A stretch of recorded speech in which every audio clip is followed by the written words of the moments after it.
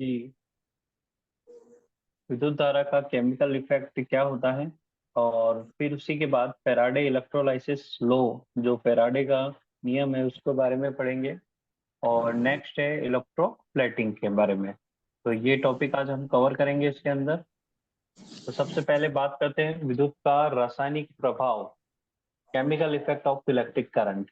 तो हमने जैसे पहले पढ़ा था कि जब भी किसी विद्युत धारा को किसी इलेक्ट्रोलाइट में विद्युत प्रवाहित किया जाता है तो वो अपने घटकों में विभाजित हो जाता है। यही विद्युत का रासायनिक प्रभाव कहलाता है।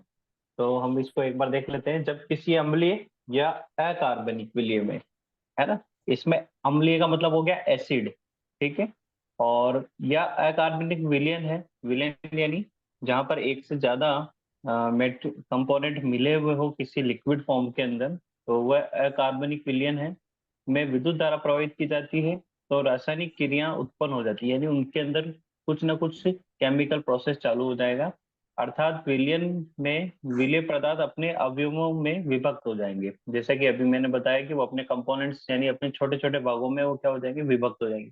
तो जैसे ही विद्युत धारा प्रवाहित करा रहे हैं तो द्रव्य जो होता है उनके जो कण होते हैं या उनके अंदर जो अणु होते हैं उनके अंदर प्रोसेसिंग स्टार्ट हो रही है, और वो अपने छोटे छोटे पार्टिकल्स के अंदर और बढ़ते जा रहे हैं। और धारा का यही प्रभाव विद्युत का रासायनिक प्रभाव कहलाता है। अब देखिए इस प्रभाव का उपयोग हम कहाँ कहाँ कर रहे हैं वो हम यहाँ देखते हैं। तो इसमें सबसे पहले इसका उपयोग हम कर रहे हैं इलेक्ट्रोप्लेटिंग।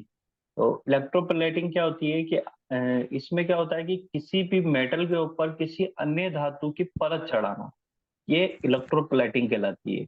इलेक्ट्रोप्लेटिंग का आप उदाहरण देख सकते हो कि आज कई ऐसी जगह है जहाँ पर सोने के आपने देखा होगा परत चढ़ी हुई है और नीचे तांबा होता है या कोई और मटेरियल होता है ना। तो ये किसके द्वारा संभव है, इलेक्ट्रोप्लेटिंग के द्वारा।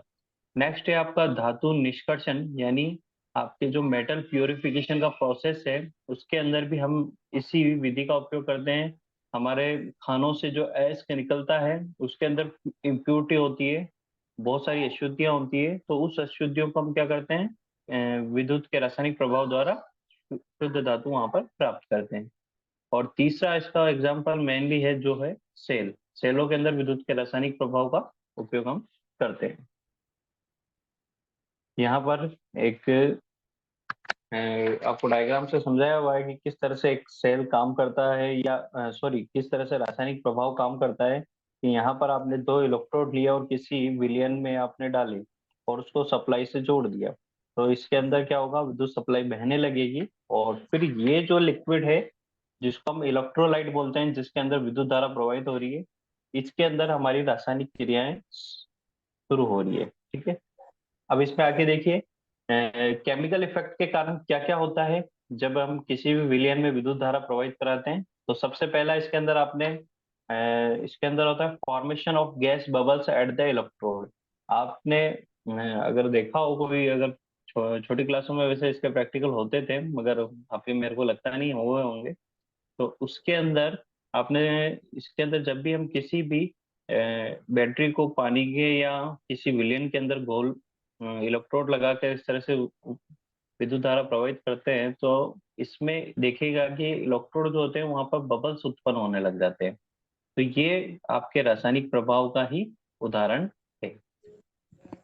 नेक्स्ट होता है इसके अंदर deposit of the metal on the electrode. दूसरी क्रिया क्या होती है इसके अंदर, कि रासायनिक प्रभाव के कारण इलेक्ट्रोड के ऊपर धातुएं जमा होने लग जाती है, जिसका उपयोग हम धातु निशुद्धिकरण के अंदर करते हैं। तीसरा इसके अंदर change in colour of the solution, जो आपका इलेक्ट्रोलाइट है, जो द्रव्य है, उसका कलर धीरे धीरे क्या होता है, चेंज होने लग जाता है। तो ये केमिकल इफेक्ट के कारण ही होते हैं। तीनों जो चीजें बताई हुई है ये आपके केमिकल इफेक्ट के ही कारण बताए हुए हैं कि ये यहाँ पर उत्पन्न हो रहे हैं।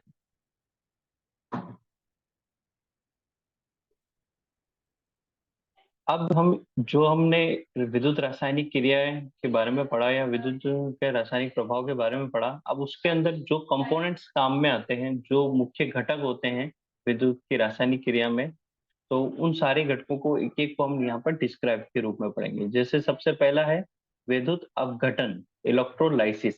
इलेक्ट्रोलाइसिस एक प्रोसेस है जो विद्युत के रासायनिक प्रभाव के कारण उत्पन्न होती है। तो ये क्या है, देखिए यहाँ पर, जब किसी रासायनिक विलयन में विद्युत धारा प्रवाहित की जाती है तो विलयन विभिन्न अणु या आयन में विभक्त हो जाते हैं। इस क्रिया को ही क्या कहते हैं हम, विद्युत अपघटन कहते हैं। यानी इलेक्ट्रोलाइसिस एक क्रिया है जो किसके कारण उत्पन्न हो रही है, विद्युत के रासायनिक प्रभाव के कारण। जब जल में दो इलेक्ट्रोड द्वारा विद्युत प्रवाहित की जाती है, जैसे कि अभी ऊपर डायग्राम से बताया था आपको कि विद्युत धारा प्रवाहित करने के लिए दो इलेक्ट्रोड लगा दीजिए, एक बैटरी सोर्स को उसको कनेक्ट कर दीजिए और वहां पर एक रेजिस्टेंस भी लगाइए जिससे वो शॉर्ट ना हो। तो जल अपने घटकों में विभाजित होगा। तो जल के घटक जैसे आपने अगर पढ़ा हो तो पानी का जो रासायनिक सूत्र होता है H2O होता है, यानी हाइड्रोजन भी है उसमें और ऑक्सीजन भी है। तो वो घटक जो होंगे, हाइड्रोजन और ऑक्सीजन, वो क्या होंगे, अलग अलग होंगे। और हाइड्रोजन और ऑक्सीजन दोनों गैसें हैं, तो जब भी पानी के अंदर गैस होती है तो वहां पर क्या होगा, बुलबुले उत्पन्न होंगे। तो इसी कारण से वहां पर बुलबुले उत्पन्न हो रहे हैं। तो यहाँ पर आपको बुलबुले नजर आएंगे।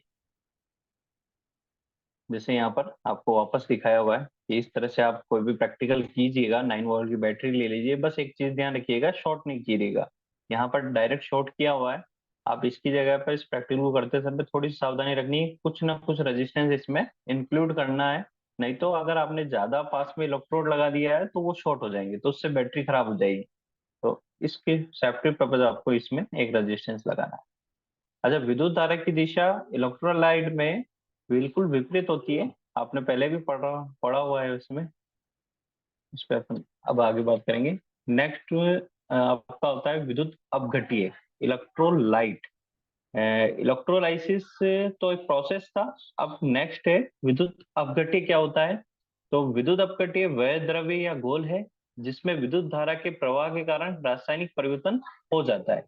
तो वह वो क्या कहलाएगा आपका, विद्युत अपघट्य। यानी जो भी सॉल्यूशन आप इस पे यूज कर रहे हो रासायनिक विद्युत धारा के प्रभाव के अंदर, वो जो लिक्विड फॉर्म में सॉल्यूशन है वही आपका इलेक्ट्रोलाइट कहलाएगा।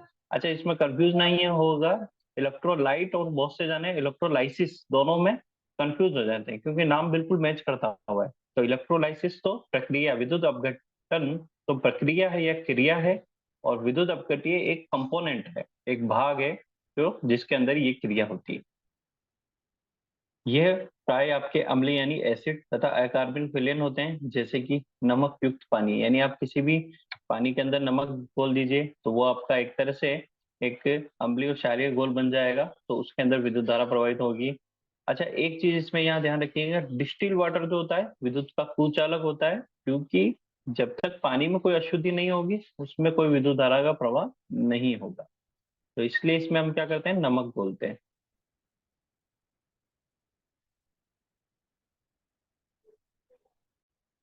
तो इलेक्ट्रोड की इलेक्ट्रोड के बारे में वापस बता रहा हूँ। इलेक्ट्रोड क्या है, विद्युत अपघटन में धारा प्रवाहित करने के लिए जो धातु छड़े की आवश्यकता होती है वही आपके इलेक्ट्रोड कहलाते हैं। और इसके अंदर एक कैथोड होता है, एक एनोड होता है। तो यहाँ पर मार्किंग उल्टी है, जो एनोड है उस पर कैथोड लिखा हुआ है। तो ये पॉजिटिव जो सिरा है ये एनोड होगा, और ये छोटा वाला सिरा जो है वो कैथोड होगा। ठीक है, बस इतना सा है। और नेक्स्ट वापस हम आयन पे आ जाते हैं। आयन आपको बताया था कि जब भी विद्युत अपघट्य में आपकी विद्युत धारा प्रवाहित की जा रही है तो वो अपने अवयव में या अपने अणु में बट रहा है। तो ये जो अणु में छोटे छोटे भागों में बंटता है ये भी दो प्रकार के होते हैं। और 10 मिनट की क्लास हो रहे हैं, फिर वापस से मैं नया लिंक डालूंगा क्योंकि इसका टाइमिंग 45 मिनट ही है। ठीक है ना, वापस आप ज्वाइन कीजिएगा। तो आयन जो है, आयन आपका दो प्रकार के होते हैं, एनायन और कैशंस। तो एनायन वह आयन है जिसके ऊपर ऋण आवेशित, यानी जिस पर इलेक्ट्रॉन की संख्या ज्यादा है। इलेक्ट्रॉन्स की संख्या ज्यादा होने का मतलब ही वो ऋण आवेशित हो गया। और ये जो ऋण आवेशित होते हैं ये एनोड की ओर अपनी आकर्षित होते हैं और इनको धन आयन कहते हैं। इसी प्रकार से कैशन जो होता है, ऋण आयन, वो आपका धन आवेशित होता है और कैथोड की ओर आकर्षित होता है। यहाँ पर उदाहरण के रूप में आपको बताया हुआ है कि जब आप पानी के अंदर या जल के अंदर इलेक्ट्रोड डालकर विद्युत धारा प्रवाहित करते हो तो वो अपने दो अणु में बट रहा है, एक है हाइड्रोजन और दूसरा ऑक्सीजन। तो हाइड्रोजन यहाँ पर धनायन है, क्योंकि यहाँ पर उसके ऊपर इलेक्ट्रॉन्स की संख्या ज्यादा है। और ऑक्सीजन जो है यहाँ पर ऋणायन है, क्योंकि यहाँ पर इलेक्ट्रॉन्स की संख्या इस पे कम है। तो जो ऑक्सीजन होगी वो आपके कैथोड की ओर चलेगी, और जो आपका हाइड्रोजन है वो आपके पॉजिटिव एनोड की तरफ चलेगा। ठीक है ना। तो इसकी डायरेक्शन आप इस तरह से पता कर सकते हो कि कौन सा मेटेरियल या कौन सा अणु आपका किधर चलेगा, वो उसके आयन के ऊपर डिपेंड करता है। चलिए अब आगे चलते हैं। नेक्स्ट है वोल्टामीटर। वोल्टामीटर क्या होता है कि जिस पात्र में विद्युत क्रिया संपन्न की जाती है, यानी आपका एक पात्र है जिसके अंदर आपने लिक्विड डाला हुआ है, तो वो जो पात्र है आपका या वो जो कंटेनर है वही आपका क्या कहलाता है, वोल्टामीटर कहलाता है। ठीक है। ये कांच या चीनी मिट्टी का हो सकता है। नेक्स्ट है आपका विद्युत रासायनिक तुल्यांक, इलेक्ट्रोकेमिकल इक्विवेलेंट। ये क्या होता है देखिएगा। तो पदार्थ की वह मात्रा जो विद्युतिक अपघटन के दौरान एक कूलाम विद्युत आवेश प्रवाहित करने पर संग्रहित होती है, विद्युत रासायनिक तुल्यांक या इलेक्ट्रोकेमिकल इक्विवेलेंट कहलाता है। देखिए इक्विवेलेंट, इलेक्ट्रोकेमिकल इक्विवेलेंट एक तरह से प्रैक्टिकल रूप से किया हुआ एक इक्विवेलेंट तैयार किया गया है, जिसमें क्या किया जाता है, इस तरह का आपका कंटेनर लेकर इसके ऊपर इसके अंदर अपघट्य भर दिया जाता है, और यहाँ पर इलेक्ट्रोड यहाँ पर डाल दिए जाते हैं। अपघट्य कॉपर सल्फेट का है, और जो इलेक्ट्रोड है वो कॉपर प्लेट के हुए, और फिर इसको बैटरी से जोड़ा जाता है, और इस पर इस बैटरी की सहायता से 1 कूलाम आवेश, विद्युत आवेश यहाँ पर प्रवाहित किए जा रहे हैं।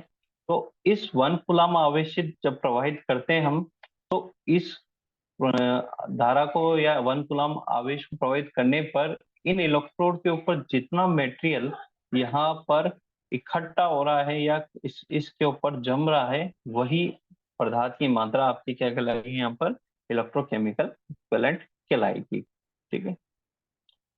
जैसे चांदी का दिया हुआ है यहाँ पर, चांदी का दिया हुआ 1.1182 मिलीग्राम प्रति कुलाम, यानी 1 कूलाम विद्युत आवेश यहाँ दोगे तो यहाँ पर लगभग 1.11 जो मिलीग्राम है धातु यहाँ पर इन इलेक्ट्रोड के ऊपर जमा हो जाएगी।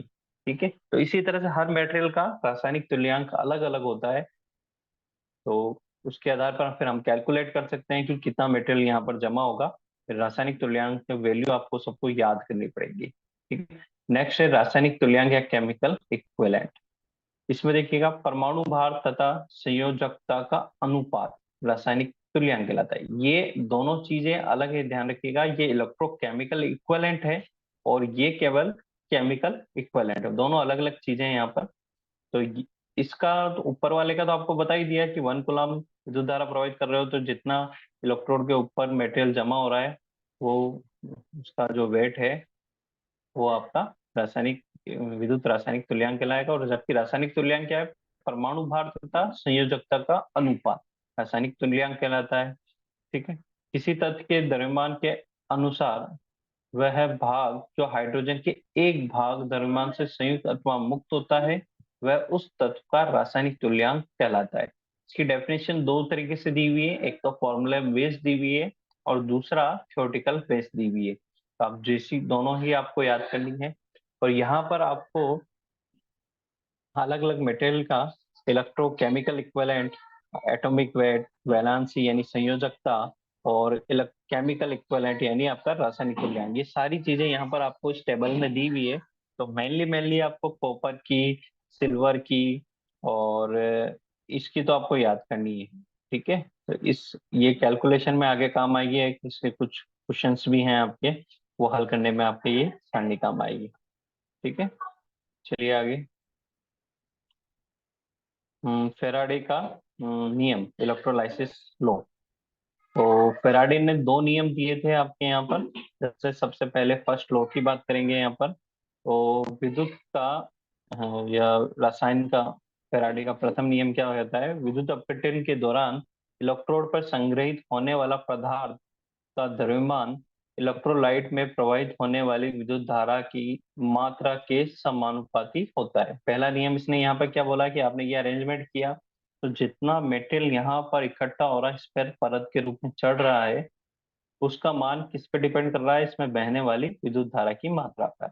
और ये कैसे रिलेटिव है, उसके बिल्कुल समानुपाती होगा। जितनी ज्यादा अनुपात में जैसे विद्युत धारा को डबल कर दोगे तो यहाँ पर इकट्ठा होने वाला मेटेरियल भी क्या होगा, डबल हो जाएगा। तो पहला नियम इसने फैराडे ने यही दिया है कि यहाँ पर है ना, इसमें बहने वाली धारा इस पे इकट्ठे होने वाली पदार्थ की मात्रा के समानुपाती होगा। यदि इलेक्ट्रोड में धारा अधिक समय के लिए प्रवाहित की जाए तो इलेक्ट्रॉन पर संग्रहित पदार्थ भी अधिक होगा।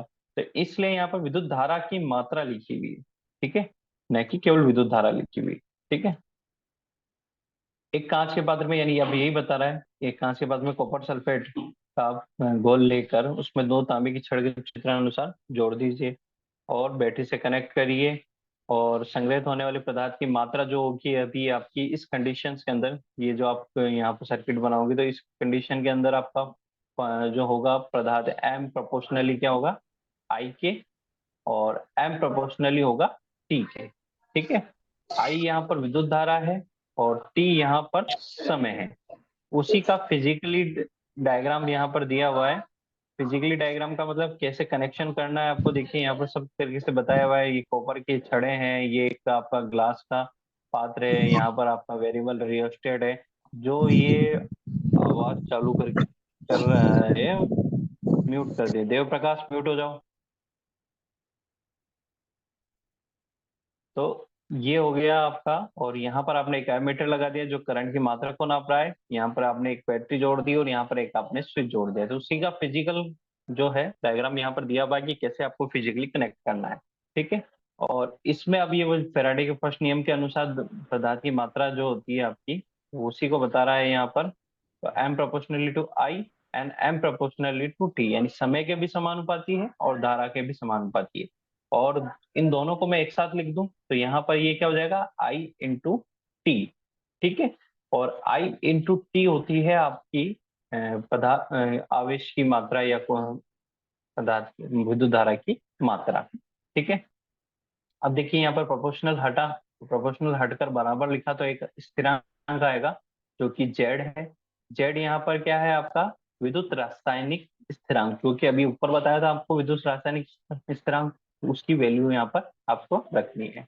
तो अब आप किसी भी पदार्थ में कितना पदार्थ यहाँ पर इकट्ठा होगा उसकी वैल्यू आप पहले से कैलकुलेट कर सकते हो कि अगर जैसे आपको 4 ग्राम चांदी निकालनी है इस मेटेरियल से तो कितनी विद्युत धारा आपको सेट करनी है, आप इस फॉर्मूले का यूज कीजिए। इसमें आपको एक तो विद्युत रासायनिक स्थिरांक का मान रखना है, आपको यहाँ पर विद्युत धारा की मान रखना है, और नेक्स्ट आपका यहाँ पर समय रखना है। बस ये वैल्यू रख दीजिए तो आपका यहाँ पर निकल के आ जाएगा टाइमिंग कि कितना आपका यहाँ पर मटेरियल इकट्ठा हो रहा है। ये समझ में आया या नहीं है, क्योंकि अभी अपना टाइम अप हो रहा है और ये ऑटोमेटिक अब बंद हो रहा है आपका। ये क्लास ऑटोमेटिक बंद हो जाएगी, मैं वापस चालू कर